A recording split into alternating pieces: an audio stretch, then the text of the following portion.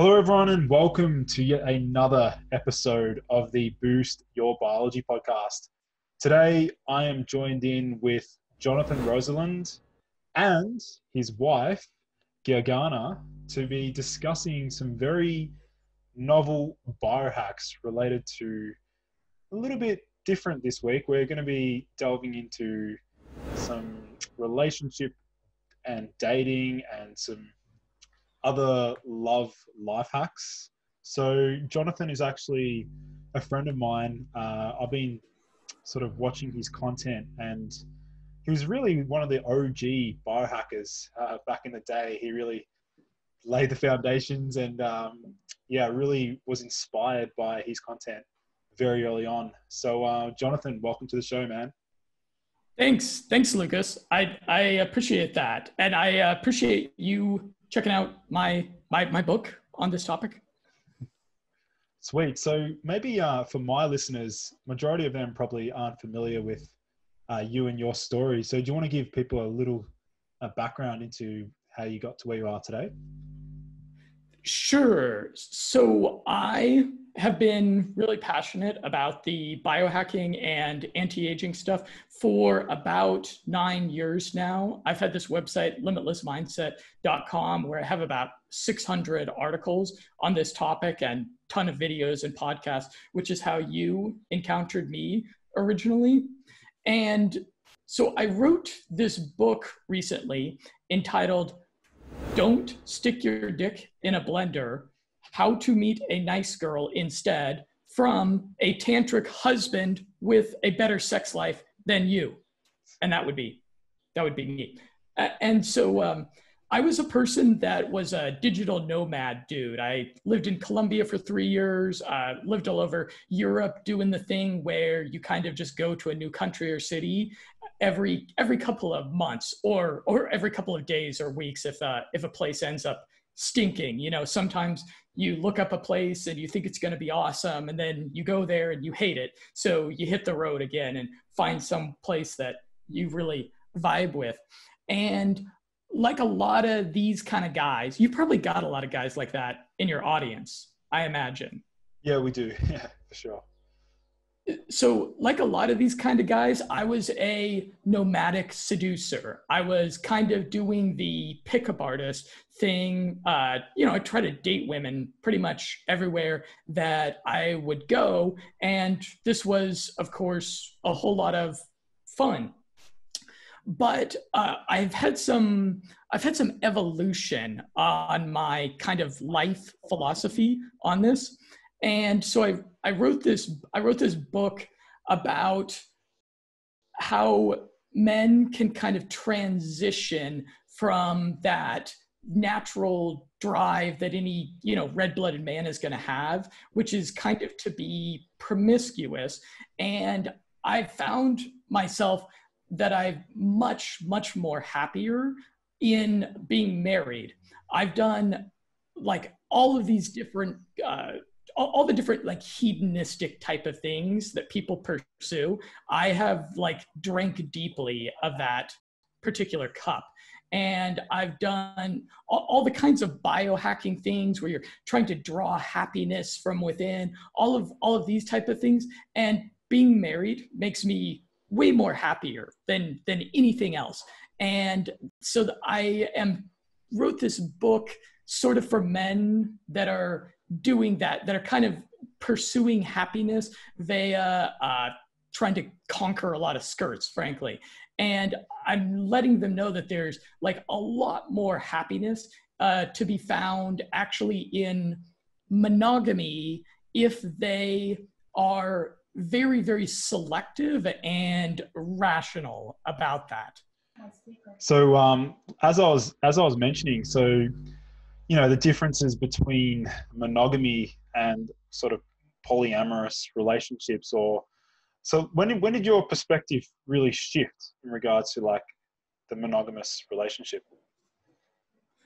Okay, so there's a podcaster, you've probably seen him around on the internet, named Stefan Molyneux, and he's done a lot of good podcasts that are kind of driving home the point that your 20s and your 30s are a decade of life, particularly your 20s, where you're really kind of defining your trajectory for the rest of your life.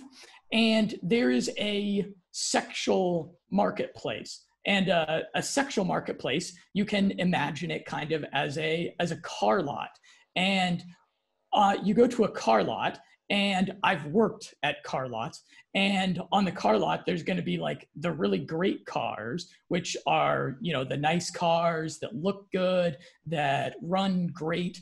And consistently, those cars get sold like really fast. They get picked right up. And then after those are sold over a given weekend, for example, then there's going to be like pretty crappy cars that are there.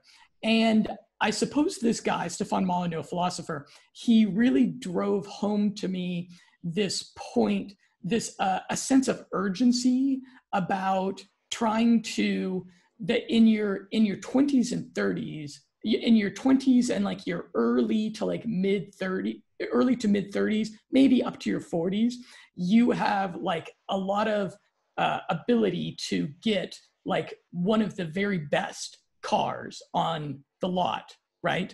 Yeah. And that as the years and the decades pass, even for men, it's a little bit different for men and women, honestly, but even for men, your capacity to get like a really great woman that you're going to have all sorts of meaning with, that you're going to have a really joyful relationship with, that opportunity is like mostly focused there in your 20s and your 30s.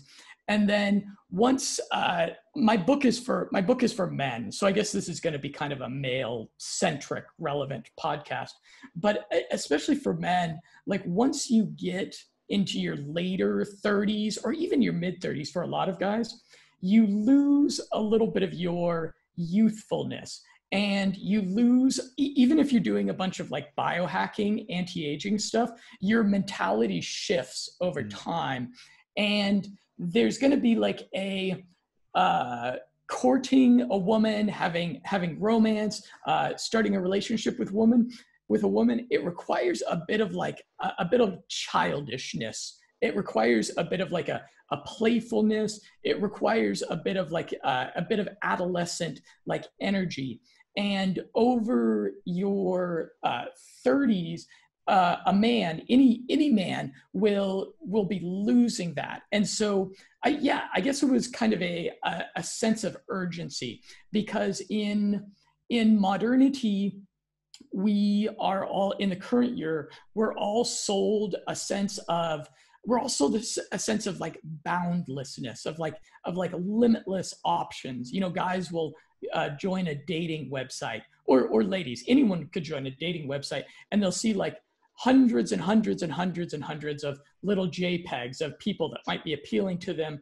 And they get they get a sense of like abundance. They get a sense that they are like in an endless grocery store, or in an endless store where they're just going to have limitless options forever. And so I guess it was kind of a sense of urgency about that changed my mentality.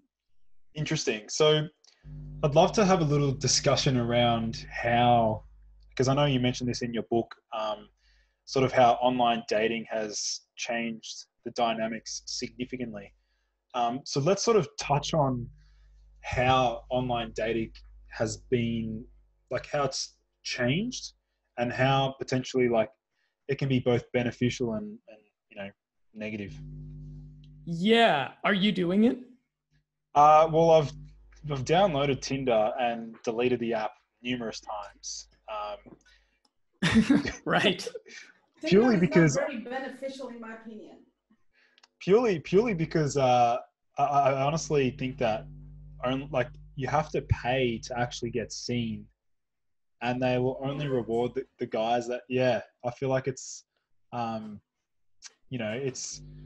it's a bit challenging in that sense. But I mean, like, honestly, I've actually tended to lean towards other ways of gaining attention, and that is actually through Instagram direct messages.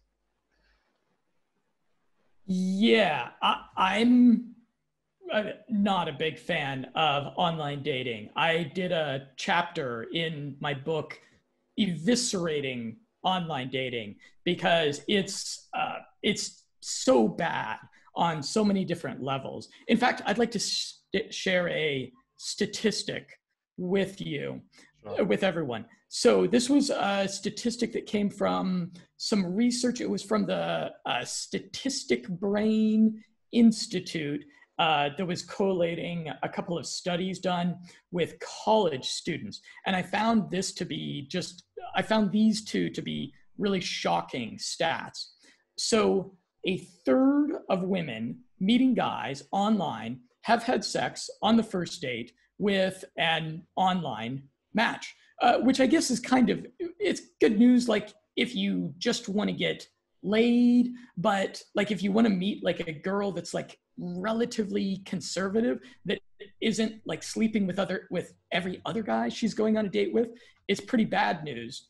And then it actually gets worse from there. So of 1/3 of women dating who sleep with guys on the first date, or at least have, 4 out of 5 did not use protection. So guys can kind of think that if they're going on a date with a girl and she sleeps with you on the first date, the majority of them are not using protection. They are just having unsafe sex with guys on the first date that they meet, which I found pretty horrific. It explains a lot of why STDs are so prevalent, and this is kind of the statistic that I point people to. If anyone ever calls me a misogynist because I wrote a book calling women blenders, I'm going to point them to this stat that there's a lot of quite irresponsible women that are out there. And in my book, I break down a bunch of different red flags, and I break down a bunch of different like objective criteria for men, because my book is for men, to try to filter a lot better so that they aren't, making really bad decisions in the bedroom. Mm. So obviously, you said 4 out of 5 women were actually on the first date not using, well, the men weren't using protection. Is that right? Okay, I need to be a little bit more precise. 1/3 of women have had sex on the first date with an online match, and if they did it once, presumably it's like happened multiple times, and then of them, 4 out of 5, so the majority, did not use protection. Right. Okay, that makes sense. Well, yeah, that's quite surprising. I'd love to hear from Gergana. What are your thoughts there? Okay, well, I don't think that this is all very wise, because that's how unplanned pregnancies happen. Right. A lot of times. Exactly. So there's a huge risk involved on both ends, and obviously it's a bit of a, I guess there's numerous reasons why some women obviously feel comfortable on the first date. So maybe like Jonathan, do you want to like break down some of the key biohacks that guys can, I guess, like make women sort of feel comfortable? I know you mentioned being more playful and things like that, but what else can guys do to build that rapport and strengthen that? Okay, so I think I coined a term in the first chapter of the book. I called it the inevitable uncondoming, which is this phenomena that you've probably experienced. I think most people have probably experienced it, which is where typically the the unsafe sex, the uncondoming, the not using condoms, that is like typically not a very planned out decision. It's usually kind of just a heady kind of moment of passion when it happens. And so I urge people in the book to try to delay that a bit, to try to, make that something that's like 6 months into the relationship, ideally like after you've been STD tested together, because it just results in it results in some horrific consequences for people. And so as far as I think it's a really good idea to try to build up a level of intellectual intimacy before that happens. And so there's going to be the kind of women that are probably having unsafe sex on the first date. They are going to be the women that are there's some insecurity there, and there's some low self-esteem that's driving that sort of behavior, which is totally unfortunate. And what I suggest a little bit further on in the book is that men try to, if men are looking for like a good girlfriend, if men are looking for a woman who might be wife material, which I urge them to do so, because again, it makes your life so much better. It brings so much happiness into your life. It'll make you way, way happier than kind of doing the pickup artist thing. If that's what men are looking for, I urge them to delay sex, to try to delay it until about the 5th or the 10th date. And the kinds of women who have healthy self-esteem, they're going to be totally okay with that. Right. And if you're doing dates where you're trying to connect intellectually a little bit more, if you're like spending 3-4 hours having real deep conversations about things, talking about your families, talking about your values, you're going to, over the course of like 5 or maybe 10 dates, you're going to have intimacy on a different kind of level. And what you'll do is you'll filter out the women who are more promiscuous, the women who I call blenders, who are going to, the relationships are going to end up being like a lot of pain, and they're going to have negative consequences, perhaps unplanned pregnancies. The women who are going to have the real low self-esteem, they're going to be, if you don't sleep with them on like the first or second, maybe third date, they're going to eject from the relationship, because they're going to be kind of like confused about what's going on. And so the book, I delve really deeply into a bunch of sex hacks. And I want to just urge the men that are out there, the sex that you're going to have with a woman that you are in a monogamous, committed relationship with, where you have that great synergy of like yin and yang going on. And especially if you're doing some of the tantric techniques, the sex that you're going to have is so great. It's going to be like, your sex life is just going to be so much better than the sex you're going to be having with women that you're casually dating.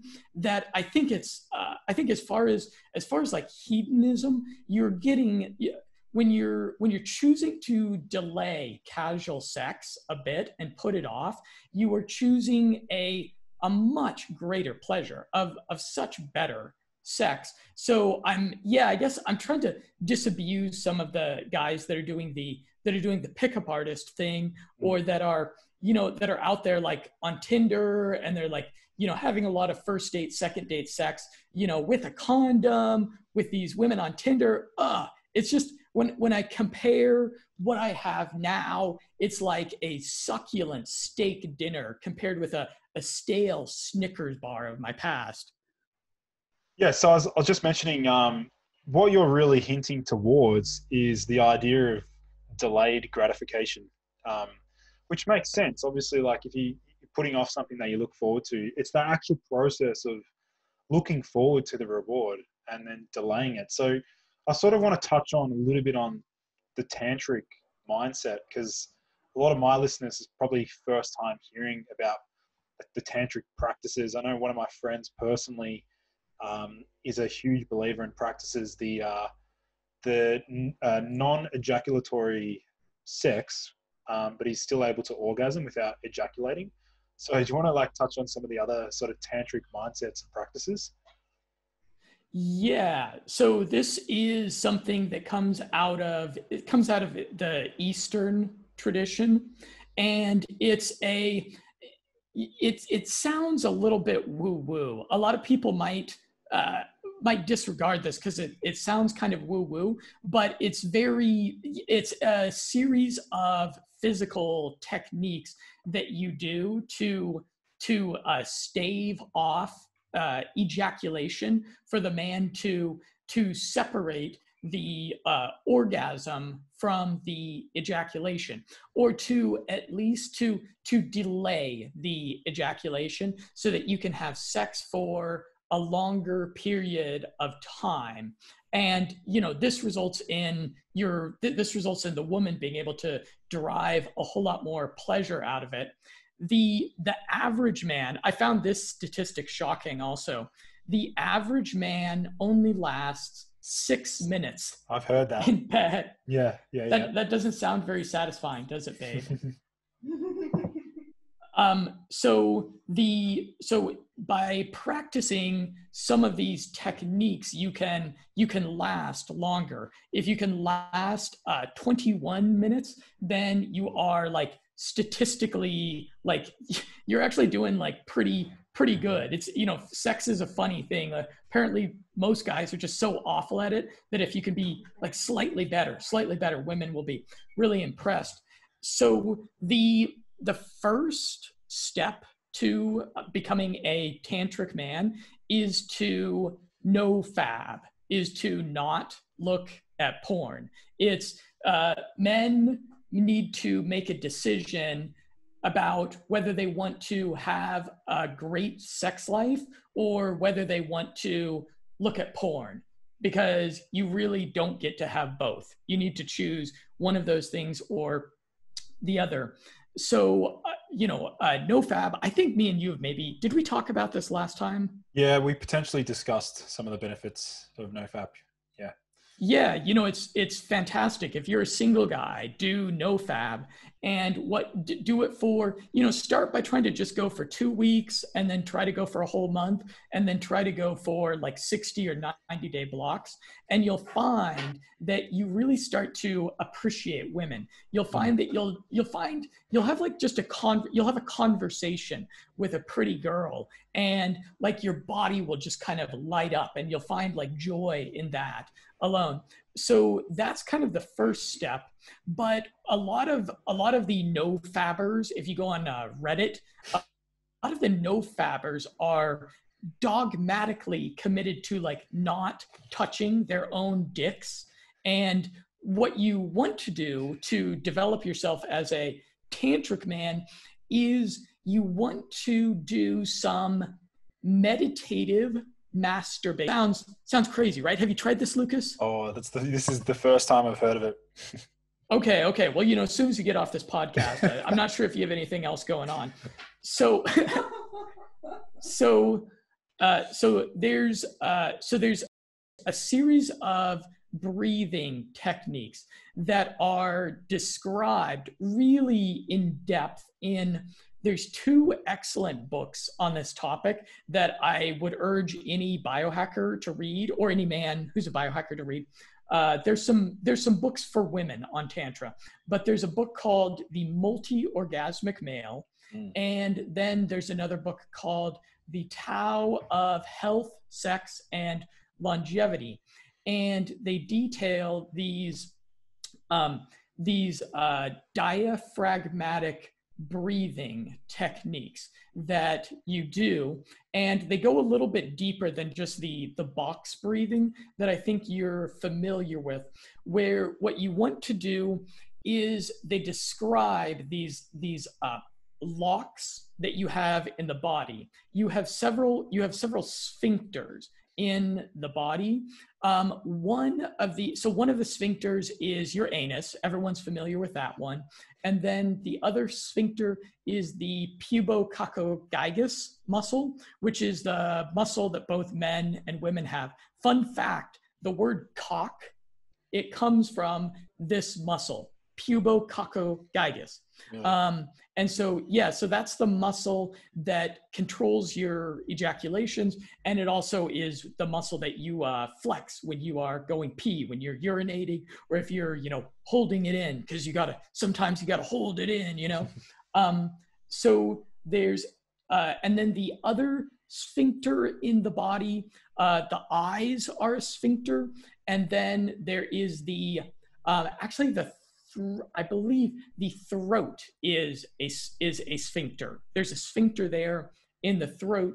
And so there's a breathing technique that it takes a little while to get down. It takes a bit of practice where you breathe in and then you lock, you close these sphincters, you flex these sphincters, the anal sphincter, pubococcygeus, and they're in your neck, and then you release those.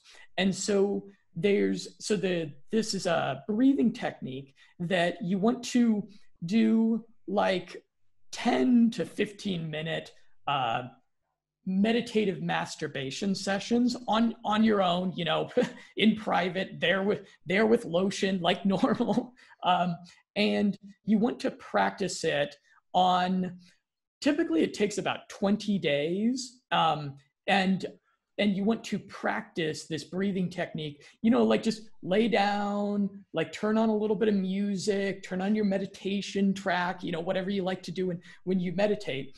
And you'll do that for 10 to 15 minutes a day over the course of about 20 days. And you'll reach a level of competence with the breathing technique. And then at that point, you'll be able to stave off orgasm. And you'll actually experience, probably by yourself and then with a woman, you'll experience more of the full body orgasm, which is where you feel the orgasm, you feel the ejaculation building up, and then you continue to breathe. The other important thing is doing Kegels. You probably know about Kegels. Yeah. I bet you do Kegels. Yeah, I've had experience with them in the past. Yeah. So the thing about Kegels is they're a little bit more of a long-term sex hack. You need, for men at least, you need to do them for quite a while before they start to make a difference in your ability to hold back ejaculation. So guys can think about when they go to the bathroom and they are, the way you start doing it is you go to the bathroom, you go pee, and actually you want to delay going pee. You want to wait until like you really gotta go, and then you'll have like a lot of pressure built up down there, right? And so then you go to urinate, but then you cut off the stream. You hold it in, and then for like two or 3 seconds, and then you release the stream, and then you hold it in, and then release the stream, and then hold it in, and then release the stream. Okay.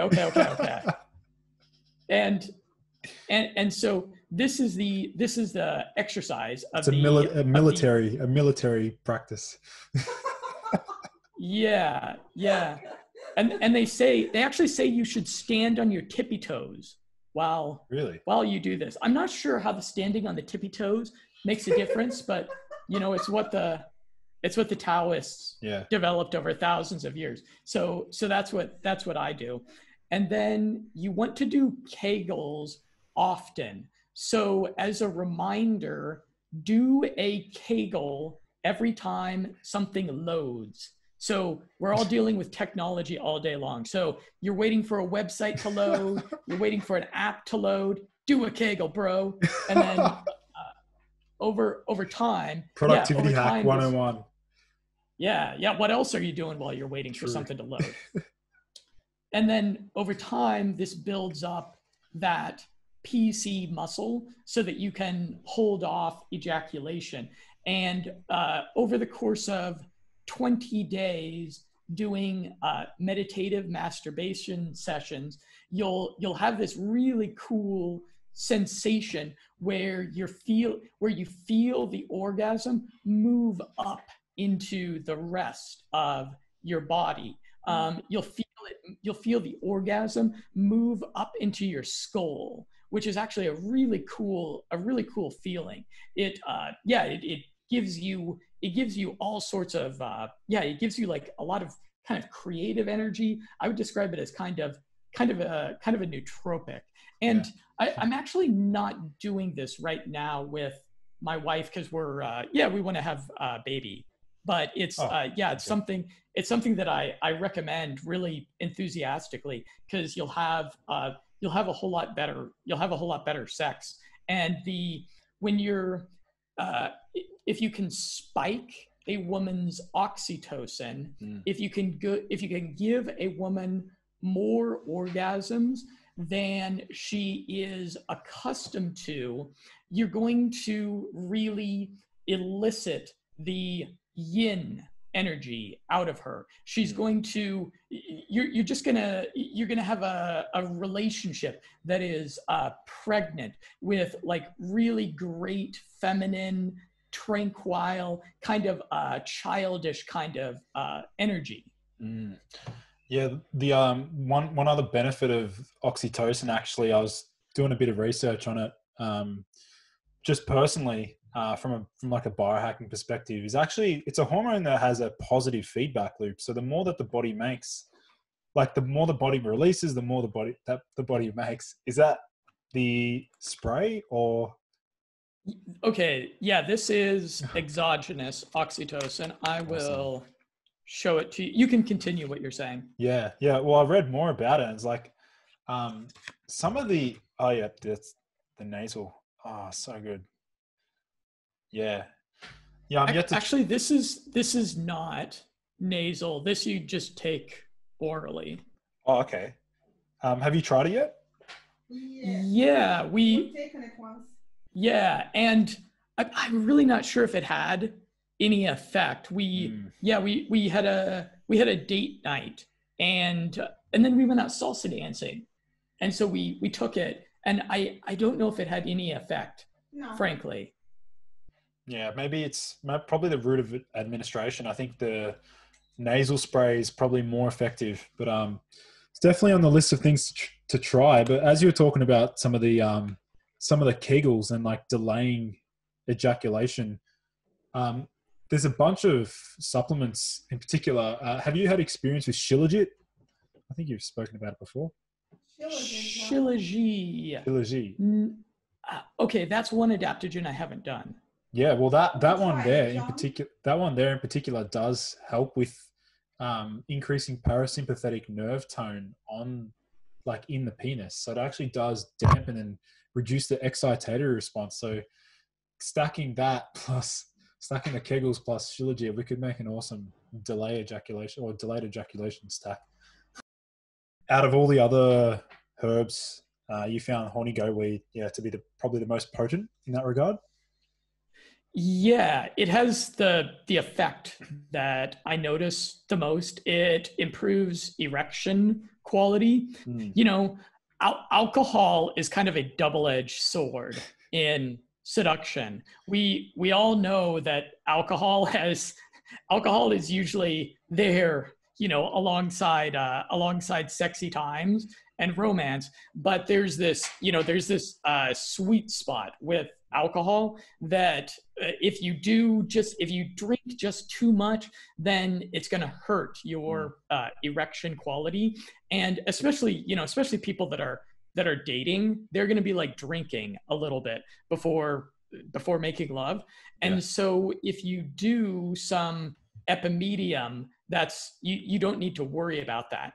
And I recommend the powdered epimedium because epimedium is I did a vlog recently that maybe you want to link to. Epimedium has a bunch of really cool different effects, but you can do a lot of it. You can do like several grams of it, and your erections will be awesome. And so the powdered stuff I find is a whole lot better. It's economically, it's a win. And so you'll want to make a pre-coital tea with the epimedium. You'll want to get like a heaping teaspoon of epimedium and just put it in steeped water, and then mix some honey with it because it doesn't taste all that great. Maybe a little bit of apple cider vinegar, and then you can have that. And epimedium has similar effects for ladies. It can improve the quality of orgasm and sensation for ladies as well. So yeah, it's a great precoital beverage for him and for her. Yeah, I've had pretty good experiences with honey goatweed in the past. I actually used it for its it down regulates that PDE5 enzyme, like with chronic dosing, which is obviously what Viagra works on. So it's a nice little blood flow booster. But I sort of want to transition back into some of the things you discussed in your book, and there's one particular topic that I really want to explore, and that is being the nice guy versus being the jerk. So I want to delve into that a little bit more. You know how the jerks get all the guys versus the nice guy is left with nothing? So do you want to explore that a little bit more? Yeah, that's the dynamic that exists within that exists between the sexes. Unfortunately, at some point in history, one of our female ancestors was most likely, raped by like a Mongol warlord. And so unfortunately, this imbues this like seed of evolutionary psychology where the women just respond a lot better to guys that are kind of jerks. And so, of course we want to encourage women to, do a lot of do self-knowledge things and do meditation type things so that they can, because we all need to rise above a bit of our evolutionary psychology and be a little bit more like conscious and rational about our choices in life. And it's especially men too. I think men, that's what my book is all about, is about, men trying to, rise above a little bit of these like animalistic impulses that we have that can, drag us into some really bad places in life. Yeah. So you obviously also mentioned a little bit about seduction can be a powerful tool for personal growth. That was one of the quotes you mentioned in your book. So did you mean from a female perspective or from a male perspective, or both? Oh, geez. I have to speak from a male perspective on that. Sure. And so what I recommend, because in the book, I don't recommend promiscuity. I'm actually strongly anti-promiscuity, but I think that the peripheral experiences that men are going to have around seduction are really powerful. So I do urge men who are single to go and do the game thing. I urge single men to go and find the real social dynamics group that's in their city, to find wingmen that are in their city, and to go out with those guys and go and approach women, go and do day game, go and do night game if all the nightclubs and bars aren't shut down because of COVID-19 lockdowns. Because the experiences that you can have, particularly sober, the experiences that you'll have sober, going out there and approaching women and being direct about it. I'm a big fan of the direct game, as they call it, particularly in day game. Those experiences that you have will really shift your mindset. They will imbue like a real degree of confidence. And I also urge men to be promiscuous about dating, but not sex. I urge men to do a lot of dates, because when you do a lot of dates, you build up the empathy skills, you build up your attentiveness to the subcommunication. And so in my book, I actually urge men, I say go on dates with women that you might not even sleep with, and go on a date and just try to disagree with her on everything. Your objective is not to get laid. It's not to get a second date. Your objective is just to have fun disagreeing with her, and going out there and having that experience, getting outside of the comfort zone in that way, where you're not trying to appease a woman, but just trying to disagree with her. That's going to shift your mindset. And that's going to give you a little bit of like that bad boy vibe that women are going to respond to. Even the nice girls, even the virtuous women like my wife, they're going to. She's not virtuous. She doesn't like that word for some reason. No, she's not. They're going to respond positively to that. So what about, I guess, and I did not respond. The challenge for guys when they partake in the day game, but they get rejection, and they get rejection after rejection, and then you mentioned the fact that it can help build their confidence, but a lot of guys I find, well, from my experience with that sort of practice, is like after one rejection, your egos, takes a hit, and then your confidence takes a hit. And so like, how do you go about that?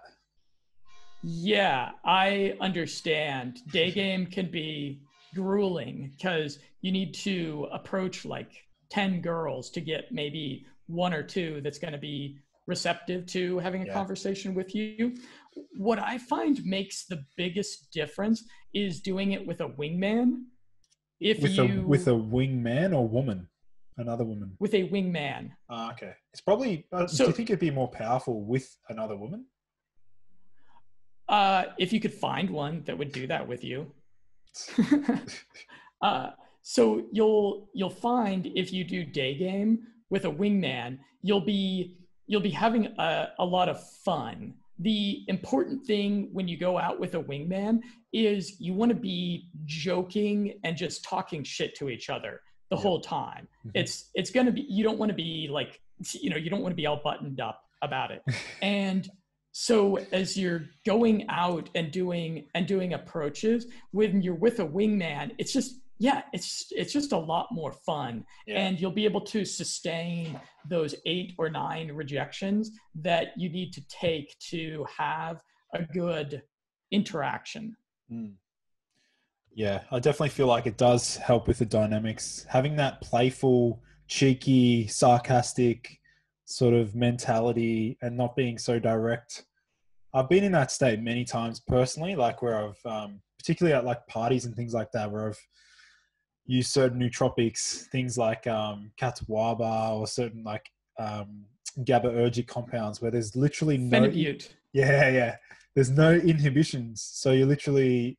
Sometimes you just freak out, like, with what comes out of your mouth. Like, because you've got literally no inhibition. So you're able to just freely talk without, you got to be careful there, because then certain things can slip out of your mouth that you might reject. Yeah, I would like, in the past I've done like phenibut before going and doing day game, because yeah, it is a day game is it's a benign, what is it? What do they say? They say that humor is a benign violation of norms, and that's definitely like what day game is, because most guys would not like go up and approach a pretty girl in a cafe and, you know, disrupt her day by, you know, telling her, hey, you know, I thought you looked really pretty and I had to come over and say hi to you. I noticed that you look like you're studying to become a rocket scientist. Here, would you take me to the moon? Something like that. Yeah. What about you mentioned playing with fire, so I want to sort of talk about some of the signs of, you know, potentially women that are very dangerous in that regard, or like from your personal experiments or experiences. Yeah, so in the book I have 3 major red flags that guys should be quite wary of, which is smoking, drinking to excess, and being a single mother. And if a woman is you're going to know right away on those 3 accounts. Typically women will tell you right away if they are a single mother. Women usually don't keep that a secret for very long, and it's usually pretty obvious if someone is, you know, drinking, if someone drinks to excess, or if they smoke. And so if those 3, if you're seeing 2 of those red flags, then that's like a sign to eject. But if there's one of those red flags, you want to proceed with caution, and you want to definitely delay sex and delay the inevitable uncondoming. So what about a little bit on, I guess, something a little bit different, like in terms of setting boundaries when you're dating, and you know, that initial phase when you may just like start dating a woman and then you realize you're sort of in that gray zone where you're like exclusive but you're not exclusive, and like avoiding that jealousy trap sort of thing. So have you had like much experience, or have you delved into that sort of space much? Okay, so here's one of the points that I make a little bit further on in the book, is I address the compromise question. And because compromise is important in relationships, as we've all heard. But what I urge men is to not be terribly diplomatic and compromising within about the first 6 months of the relationship. And this is going to be a filtering thing, where if the man is a bit kind of hard-headed and is kind of arbitrarily stubborn at points, then what's going to happen is, if the woman is also kind of stubborn and hard-headed themselves, then it's just not going to work. Then you're just not going to be able to get along together, and you're going to filter that out of your life. But if you're dealing with a woman who's real feminine, who has really nice yin energy, then she's going to kind of just go along with a guy that's hard-headed. And after 6 months, after a year, I do think compromise is important. Me and my wife compromise on things all the time, and it results in all sorts of, you know, tranquility. We have a much better marriage because we compromise. But I really didn't do that very much the first like 6 months to a year. And yeah, it'll serve as a real filter for the women that have that like real good feminine energy. Okay, I think my wife wants to interject with something. Yeah, sure. Hey, Lucas. Hey, Gergana. Okay, I just wanted to say that John kind of compromised on something very big before those 6 months. He did? And yes, he did. It was one thing, but it was kind of big for him. And it was to stop being flaky because he used to be very flaky. Flaky? In what regard? Like messaging or what? Yes, exactly. Sometimes it would take him up to 4 days Oh, to wow. respond to me, especially after he had told me that he would respond within 45 minutes. Right. Unforgivable. Well, it clearly worked. So that was maybe 2 or 3 months into the relationship. And, I thought we were done. Really? You're going to break it off Yes. at one stage? Yes, because I was totally tired of his flakiness. Right. That meant disrespecting my time and me. So we had a serious conversation. I came into your work. Yes, I surprised you at work. He came into my work, surprised me at work, and we had a serious conversation. And eventually he said that he was not going to be flaky anymore. Right. And he wasn't. He was But doing was a pretty Jonathan good job. was Jonathan doing that deliberately at the start? Was it a tactical, like a strategy, or was he? Yes, I think so. I think so because a lot of women had been flaky on him before. Right. Those Colombian girls, they taught me And well the art of flakiness. He thought that if he was playing hard to get and being flaky, that was going to spike my interest. That he was going to appear more as a lover than as a provider. Right. But I got super sick of it because I'm not into mind games like that. And I told him, you either stop being flaky and you're going to, respect my time just like I respect yours, or we are done. Right. And he said, okay.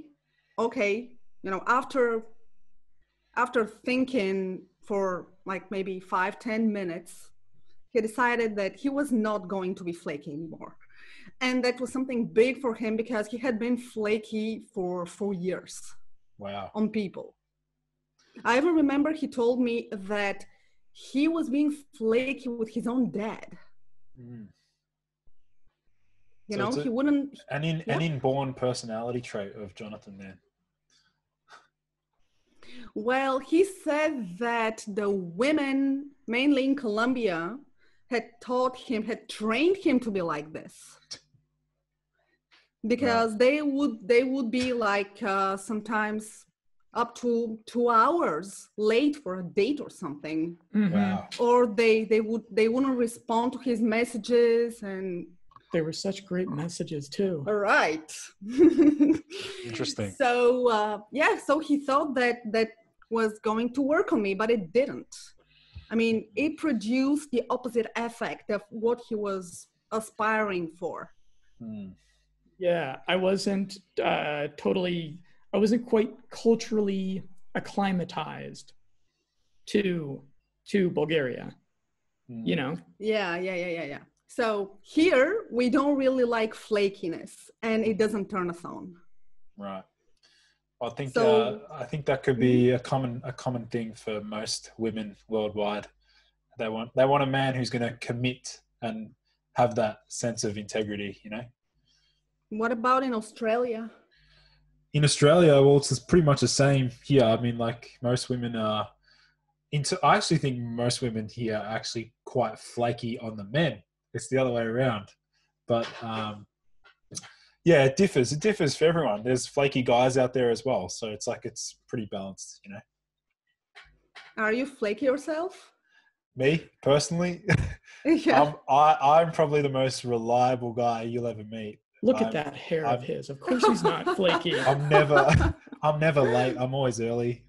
I say what I commit to my words. So, and the women that I've dated recently and the one that I'm dating now would know that, Oh, that's awesome. So she has a keeper on her hands. Potentially. Yeah. So that's what I wanted to say. And that happened within the first 3 months. But it was one big thing that he had to compromise on. Mm-hmm. Well, Okay. it ended up working out well then, that compromise. So Yeah, pretty much. Because otherwise, I would have ejected from the relationship. So was there any other segments in your book that you wanted to really discuss? Any other key maybe quotes, things like that? Yeah, so I have a chapter that goes really in depth on the topic of dating and marrying foreign women, because I think probably almost any single guy has heard, oh, you go to Eastern Europe, or you go to Colombia, or you go to Philippines or Thailand, and the women are like so much better there.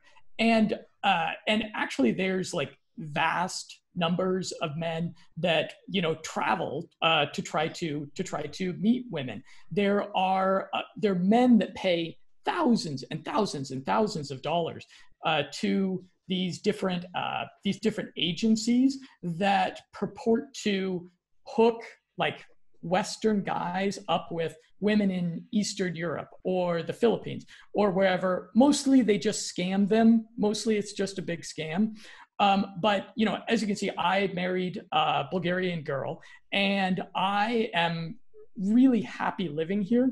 And so I did a chapter there, and I guess kind of the message that I want to tell men who are curious about that, who are thinking, oh, maybe maybe I might want to get a wife from Eastern Europe or any one of these places, is that the opportunity on that is sunsetting.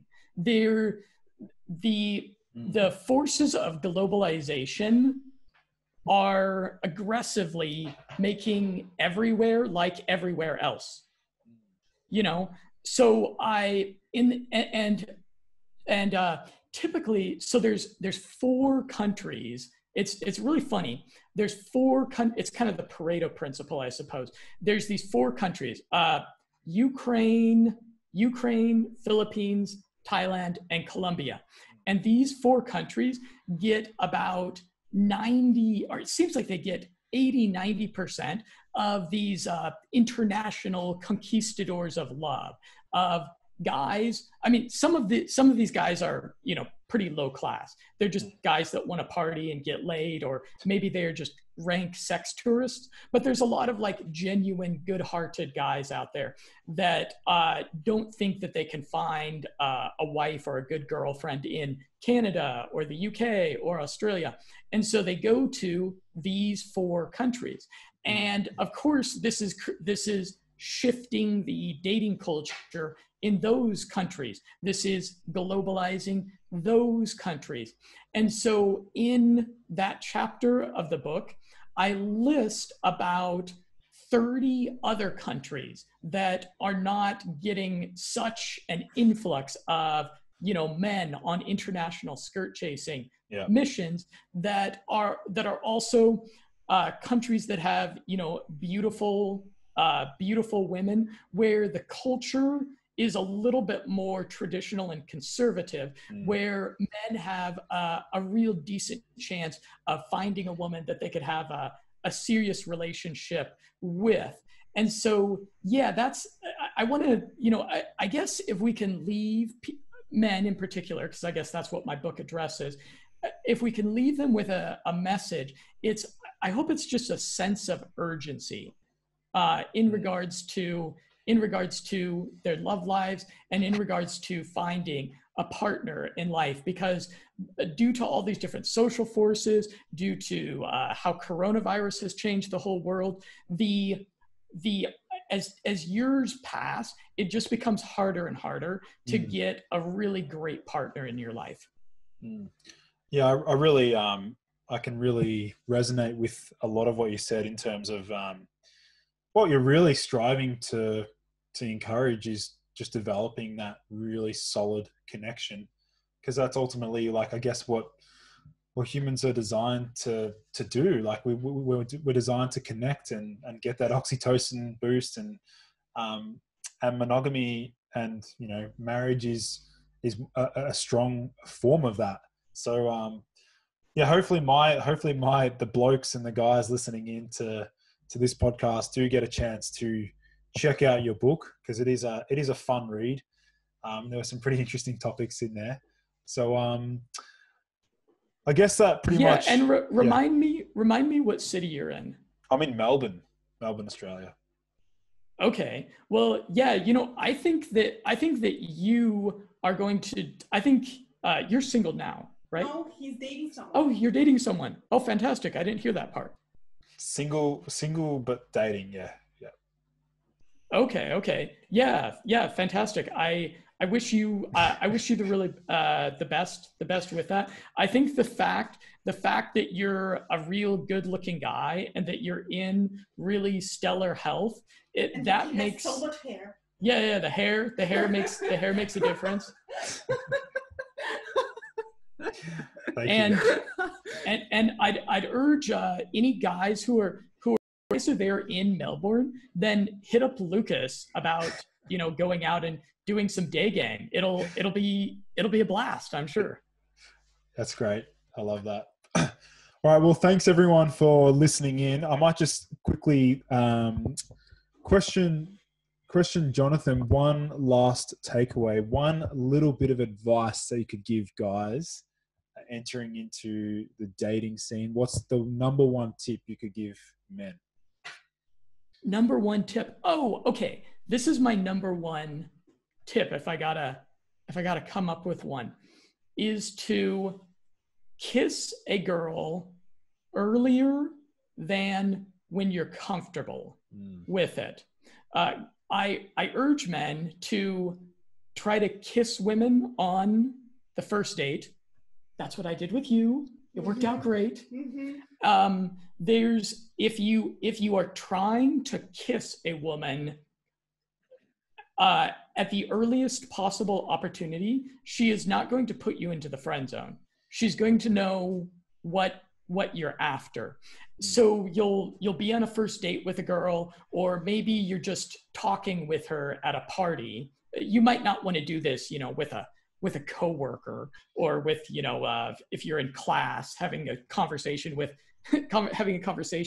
But if you're on a first date, you want to try to sit next to each other, and as soon as she's sort of looking at you and there's a little bit of a lull in the conversation, don't wait until the perfect moment. Don't wait until you've said the perfect, funny, romantic thing. Just try to kiss her as soon as you get a chance. And often she'll reject that. She'll turn her head to the side, and that's totally okay. You can try again in about 20 minutes. Try about 4 or 5 times. And if you get rejected 4 or 5 times, then that's great, because then you know that she's just not that into you, and you won't waste your time further. So I think that's a good tip. Yeah, I like that one. I really like that one. There's never going to be a perfect time, and you just have to make the most of what you've got in the moment. Das ist Fortuna Huvat, gentlemen. Yeah. Alrighty, everyone. Well, thanks for listening in to yet another episode of the Boost Your Biology podcast. I'll be leaving links to Jonathan's website, and where can they find the book, Jonathan?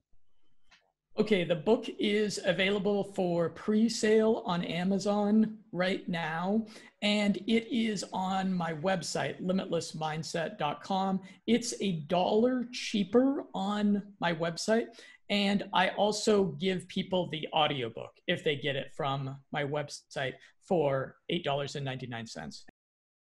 Terrific. Well, thanks again for coming on the show, Jonathan. It's been a pleasure chatting. I knew it was going to be a fun and interesting. Thank you everyone for joining in to today's episode. For in-depth show notes and lessons learned, visit nofilter.media/boost your biology. This has been a No Filter Media production. Say what?